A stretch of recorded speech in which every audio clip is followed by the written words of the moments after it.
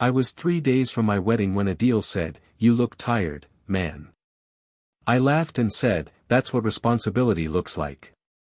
He raised an eyebrow. "Or fear." I waved him off. "I'm happy." That was my favorite lie. Maya called while we were drinking tea. "Where are you?" she asked. "With Adil," I said. "Don't be late," she replied, voice flat. I told myself pregnancy did that to people. I told myself love meant patience. At home, my mother watched me lace my shoes. "You don't smile anymore," she said quietly. "I'm just stressed," I replied. She touched my arm.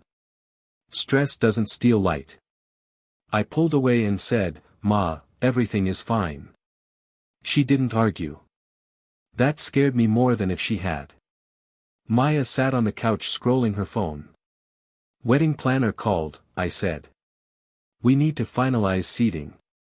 She nodded without looking up. Her screen went dark too fast. "Who were you talking to?" I asked. She sighed. "Why do you always ask?" "I don't," I said. She stood. "I'm tired. The baby's kicking." The conversation ended there. Later, Adil texted, "You sure you're okay?" I typed, "All good. Getting married. Becoming a father. Living the dream." My chest felt tight when I sent it. I told myself men ignored discomfort. Men stayed. That night, Maya whispered, "You'll always choose us, right?" I said, "Of course." She turned away. I stared at the ceiling thinking about the baby, about being needed, about not failing. A voice in my head said, "Something's wrong." I answered it, "You're overthinking." The next morning, Adil joked, "Blink twice if you're being held hostage." I smiled. "Jealous," I said. He leaned closer. "If you ever need to talk, don't be brave. Be honest." I nodded without listening. My mother handed me breakfast. "Love shouldn't feel heavy," she said. "It's just the timing," I replied. "Good things are hard." She sighed. "So are bad ones." That evening, Adil called. "Seriously," he said, "are you sure?" I said, "I have to be." He paused. "That's not an answer." I snapped, "I'm doing this for my child." He replied, "Don't lose yourself pretending that's enough." I went quiet. He added, softer, "I'm here." I said, "I know," even though I didn't feel it. Later, Maya said, "You've been distant." I answered, "I'm just thinking." She frowned. "About what?" I said, "The future." She smiled thinly. "As long as you stay." I asked, "Is that all you want?" She laughed. "What else matters?" I didn't answer. I convinced myself the question didn't matter either. In bed, my mother's words echoed. "Love shouldn't feel heavy."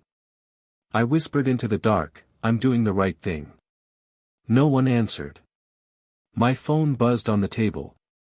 Maya turned away. I closed my eyes and promised myself that tomorrow I would feel stronger. I believed that promise.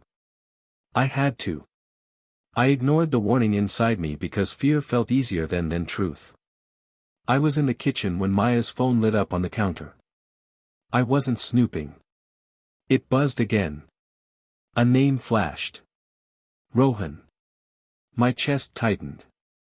I told myself not to look. I looked. "You're amazing last night," the message said. "I miss you already." My hand started shaking. "Maya," I called softly. "Your phone." She walked in, froze, then forced a smile. "Why are you reading my messages?" she asked. "I wasn't," I said. "It just popped up." I swallowed. "Who is Rohan?" She crossed her arms. "You promised you wouldn't do this." "Do what?" I asked. Ask questions. He's just someone from work, she said. I told you that. You told me not to worry, I said. So why does he miss you? She looked away. You're overreacting. I laughed once, sharp. Say it didn't happen. She stayed quiet. Say it, I whispered. She exhaled. It wasn't serious. My ears rang. That's not an answer. It was a mistake, she said quickly. It didn't mean anything. I stepped back. You slept with him. She said my name like a warning. Lower your voice. For how long? I asked. She hesitated. Does it matter? Yes, I said. It's killing me. 2 months, she muttered. But it's over. I stared at her. You're pregnant with my child. She touched her stomach. Exactly. That's why this shouldn't ruin everything. I felt something break. You cheated on me. She snapped, I was lonely. I was here, I said. You were busy, she replied. You're always busy. I shook my head. So you found comfort in him. It wasn't love, she said. It was stress. I said, and I'm supposed to accept that. She stepped closer. We have a baby coming. That doesn't erase this, I said. It should, she replied. Think like a father. I whispered, think like a partner. She sighed. You're being dramatic. I asked, if I cheated, would you stay? She went silent. That's what I thought, I said. She said softly, don't destroy our family. I laughed again, empty. You already did. She grabbed my arm. Please. Stay for the baby. I pulled free. You're asking me to disappear. That's not fair, she said. Neither is this, I replied. She cried then. I never thought you'd leave. I don't know who I am anymore, I said. She whispered, it meant nothing. I walked into the bedroom and sat on the bed. My phone buzzed with another message from Rohan. I didn't open it. I lay down fully dressed, staring at the dark. Her words repeated in my head. It meant nothing. Stay for the baby. I felt numb, like my life had ended quietly, without permission. I said nothing when she lay beside me. Are you awake? She asked. I didn't answer. Please don't punish me, she whispered. I thought, I'm already broken. My chest felt hollow. I remembered my mother's voice saying love shouldn't feel heavy. I remembered Adil laughing, telling me to be honest. I stared at the ceiling, counting breaths, waiting for sleep that never came. All I heard was her earlier sentence, looping, calm and cruel, as if betrayal was small and my pain was inconvenient. It felt like the end, but I didn't know it yet. I just lay there breathing, alone inside. I kept going like nothing happened. That was my mistake. At the wedding hall, the planner asked, white flowers or cream? I said, white. Maya squeezed my hand and smiled. See, she said, we're fine. I nodded. Inside, I felt empty. At home, she kissed my cheek. You've been so calm, she said. I knew you'd understand. I replied, I'm just tired. She rested her head on my chest. Thank you for not making this messy. Her words cut deeper than shouting. Sarah came over with fabric samples. You look serious, she said. Marriage jitters? I forced a smile. Something like that. She lowered her voice. Whatever happened, don't ruin the baby's life. I stared at her. You know. She shrugged. Maya told me enough. I asked, enough to blame me? She said, enough to know men should be stronger. I said nothing. She continued, my sister made a mistake. Don't punish her forever. I asked, what about me? She replied, you'll survive. You always do. I watched her sip tea like she hadn't just erased me. That night, Maya laughed at a joke on TV. You're quiet again, she said. Say something. I said, I'm here, aren't I? She smiled. That's all I need. I turned away, ashamed of how small I felt. I started asking myself questions I hated. Am I weak? Is love supposed to hurt? Would leaving make me a villain? I pictured years of silence, of swallowing anger, of teaching my child that pain was normal. The image scared me more than being alone. Adil cornered me outside my office. You're disappearing, he said. I replied, I'm handling it. He shook his head. You're pretending. I said, I can't break my family. He leaned closer. You're breaking yourself. I looked away. He added, silence isn't strength. It's slow death. I snapped, you don't get it. He said calmly, then explain. I couldn't. My throat closed. He sighed. She cheated. You're acting like you did. I whispered, I'm trying to keep things together. He replied, by losing who you are. At dinner, Maya said, Sarah thinks we should move closer to her place. I asked, do you? She shrugged. Whatever keeps peace. I laughed bitterly. Peace for who? She frowned. Why are you making this hard again? I went to the bathroom and stared at myself. Be a man, I whispered. The words sounded hollow. I remembered my mother asking why I didn't smile. I remembered Adil's warning. I felt trapped between being good and being real. In bed, Maya traced my arm. I love how quiet you've been, she said. It means you're committed. I closed my eyes. I thought, if this is commitment, it's killing me. I imagined a future where I never spoke my truth. The fear settled deep. I realized then that staying silent wasn't saving anyone. It was destroying me, slowly, politely, and in plain sight. I locked the bathroom door and stared at myself. Who are you? I asked the mirror. The man looking back didn't answer. His eyes looked tired, smaller. I whispered, you used to speak. My reflection stayed silent. Maya knocked. Why are you in there so long? She asked. I need a minute, I said. You've been needing a lot of minutes lately, she replied. I splashed water on my face. If my child asked me one day why I stayed, I whispered, what would I say? The answer scared me. I imagined teaching my child that love meant endurance, not respect. My chest tightened. I can't raise someone inside a lie, I said out loud. That night, Maya lay beside me.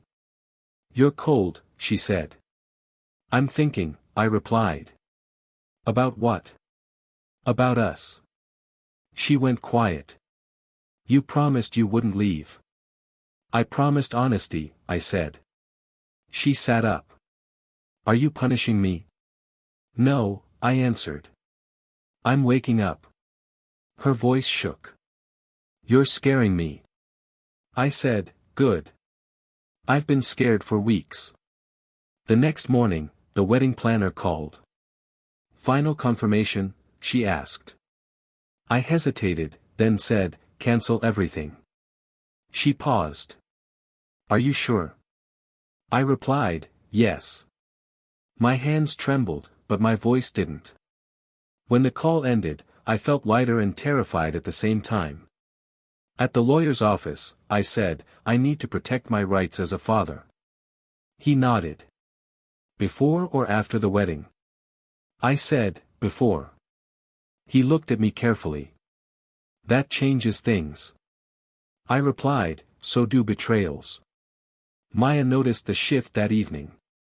You didn't answer my texts, she said. I was busy, I replied. With what? Fixing my life. She laughed nervously. You're being dramatic again. I looked at her. I'm being honest. She stepped closer. You're not leaving, right? I asked, why are you asking now? Her eyes darted away. I just feel distance. I said, that's clarity. She whispered, you can't do this to me. I answered, I'm not doing this to you. I'm doing this for me. That night, I called a deal. I think I know what I have to do, I said. He replied quietly, tell me. I'm choosing myself. He exhaled. About time.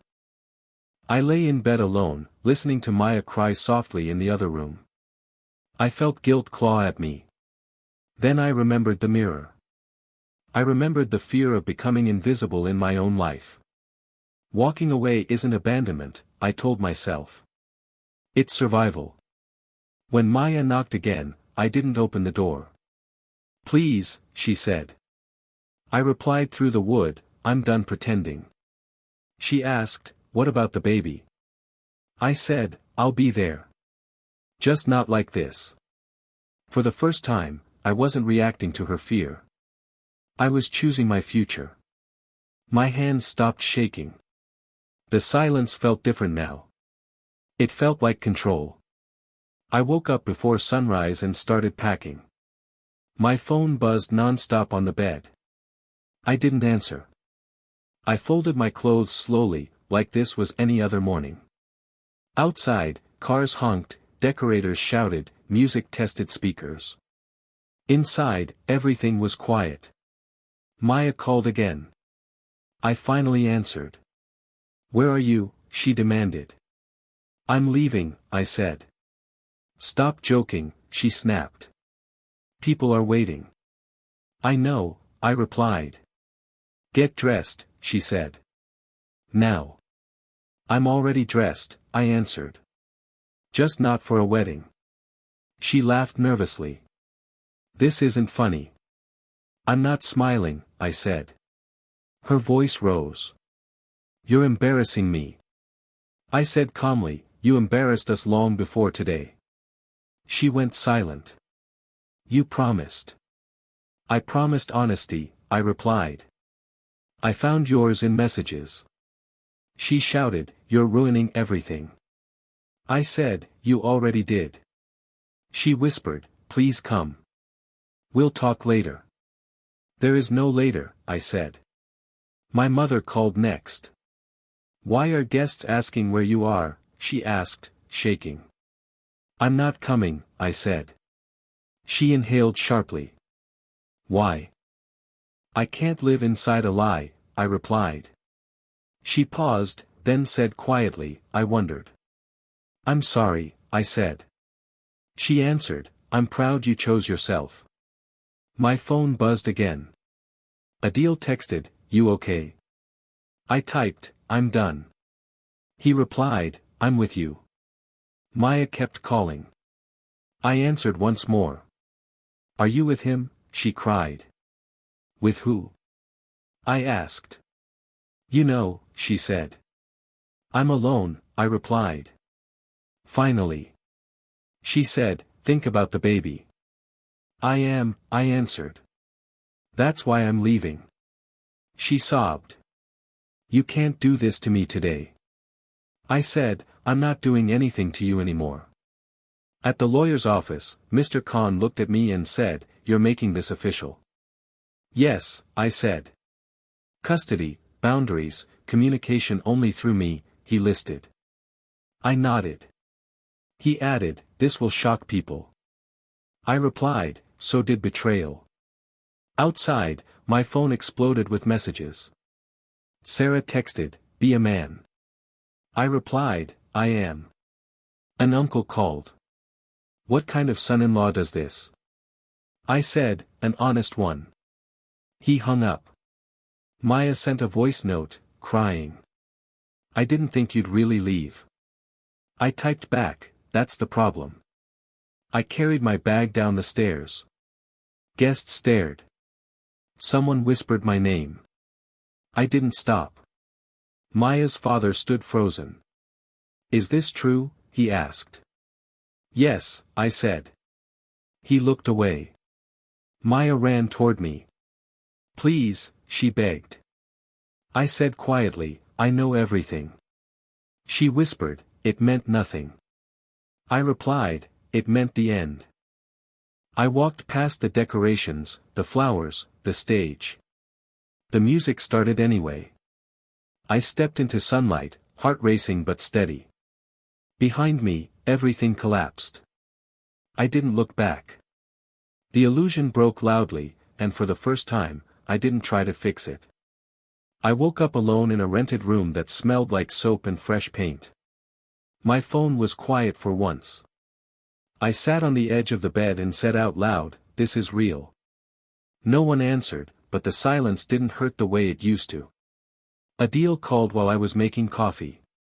How are you breathing? He asked. I am, I said. That's a good start, he replied. I feel empty, I admitted. He said, empty isn't dead. I smiled for the first time in days. Maya called later. I let it ring. She called again. I answered on the third try. What do you want? I asked. You left me exposed, she cried. I left, I corrected. You ruined my life, she said. I replied, I saved mine. She rushed her words. Rohan stopped answering me. I said nothing. He said this was too much drama, she continued. I stayed quiet. People are talking, she whispered. I asked, about what? About me, she said. I replied, that's not my problem anymore. She snapped, you don't care at all. I care, I said. I just don't chase. She said, I was scared. So was I answered. You didn't have to leave like that, she cried. I did, I said calmly. She tried another angle. Hormones messed with my head. I replied, then you should have asked for help. She said, I thought you'd forgive me. I answered, I did. I just didn't stay. The call ended with her sobbing. I put my phone down and felt steady. No shaking. No guilt spiral. Just space. Later, my mother visited. She looked around the small room. You look lighter, she said. I feel honest, I replied. She nodded. That lasts longer. Messages came in slowly. A cousin wrote, people say Maya is unstable. I didn't respond. Sarah sent, you destroyed her future. I typed, she chose it. Then I blocked her. Maya called again that night. Can we meet? She asked. No, I said. Just talk, she begged. We already did, I replied. She whispered, I'm losing everything. I answered, so did I. I survived. She stayed quiet. I said, I'm going to be a father. I'll show up for that. Nothing else. She asked, so that's it? Yes, I said. After the call, I sat in the dark and noticed something strange. I wasn't replaying her words. I wasn't waiting for regret to hit. I felt sad, but clean. The loneliness was sharp, but the peace underneath it was solid. I texted Adil, I'm okay. He replied, that's karma starting. I lay back and closed my eyes. For the first time, I didn't need her to understand. I didn't need apologies or explanations. I had stopped chasing closure because I had become it. The quiet didn't scare me anymore. It sounded like freedom. I met Maya at a quiet cafe because I didn't want a scene. She walked in slowly, eyes swollen, hands shaking. She sat across from me and whispered, I didn't think you'd actually leave. I replied, that's why you never stopped. She looked down. I thought you'd sacrifice yourself. You always did. I said, that wasn't love. That was fear. She shook her head. I didn't mean to hurt you. I answered, intent doesn't erase damage. She reached for my hand. I pulled back. Please, she said, crying. I've lost everyone. I said quietly, I lost myself first. She asked, can you forgive me? I took a breath. I already have. Her eyes lit up. Then we can fix this. No, I said. Forgiveness isn't permission. She broke down. I hate myself. I replied, that's something you need to face alone. She whispered, I was scared you'd abandon me. I said, you abandoned us when you lied. She stared at me like she was seeing me clearly for the first time. You're different, she said. I had to be, I replied. Later that day, I sat across from Dr. Mira. She asked gently, why did you come? I said, because I feel guilty for choosing myself. She nodded. Guilt often follows growth. She asked, do you still love her? I answered honestly, I love who I thought she was. And now? Now I respect myself more. She leaned forward. Forgiveness doesn't require reunion. I smiled faintly. That's what I needed to hear. She said, you're allowed to leave situations that break you. I replied, I wish I knew that sooner. That evening, Maya texted, I understand now. I typed, I hope you do. She replied, I never thought silence could be louder than anger. I answered, silence is what saved me. She sent one last message. I'm sorry. I stared at it for a long time, then typed, I forgive you. Take care. I put my phone down and felt something settle inside me. Not happiness. Not relief. Just acceptance. I thought forgiveness meant reopening doors. Now I knew it meant closing them gently. I looked at my reflection again, not searching this time. You survived, I said quietly. The man looking back didn't look lost anymore. He looked tired, yes, but steady. I realized then that loving myself didn't make me cruel. It made me free. I sat across from Dr. Mira again. I keep thinking about him, I said, about who I was. You mean who you allowed yourself to be, she replied. I was invisible, I said. I swallowed everything to keep things quiet. She nodded. And now? I'm learning not to, I said. Adil called while I was walking home. How's the new job? Challenging, I said. But good. Good, he laughed. That's not the word I'd use for your face last week. I smiled. I feel balanced. Not perfect. Just awake. You sound different, he said. I am, I replied. I finally get it. At home, I called my mother. I missed you, I said. I knew you would, she said softly. How are you? Alive, I said. I think that's enough. More than enough, she said. You're stronger than I thought. I'm learning to be, I said. I worked long hours, but differently now. I set boundaries, said no when needed. A colleague asked, you've changed. I have, I replied. It's about keeping my peace. He frowned. Peace sounds boring. Not boring, I said. Necessary. One evening, I set up the baby's room. I whispered to myself, I will be here. I will be present. But I won't disappear. The walls were empty, soft colors, nothing overwhelming. I realized I could protect my child without losing myself. That was the lesson I needed. Adil stopped by later. You ever think about revenge? He asked. No, I said.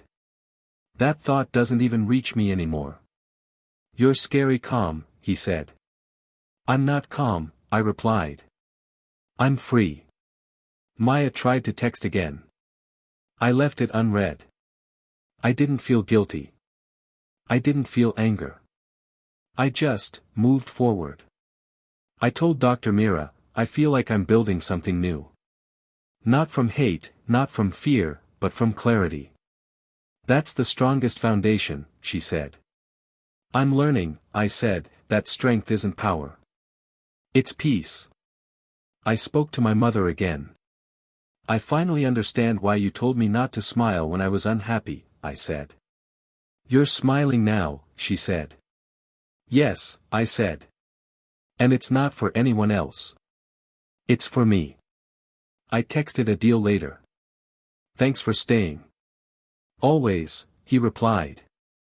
You needed reminding. I did, I said. Sometimes I still do. But less now. At night, I held my growing belly and whispered, I'll be here. I'll show him that life doesn't end when people betray you. It starts. The quiet room felt full. I didn't need revenge. I didn't need apologies.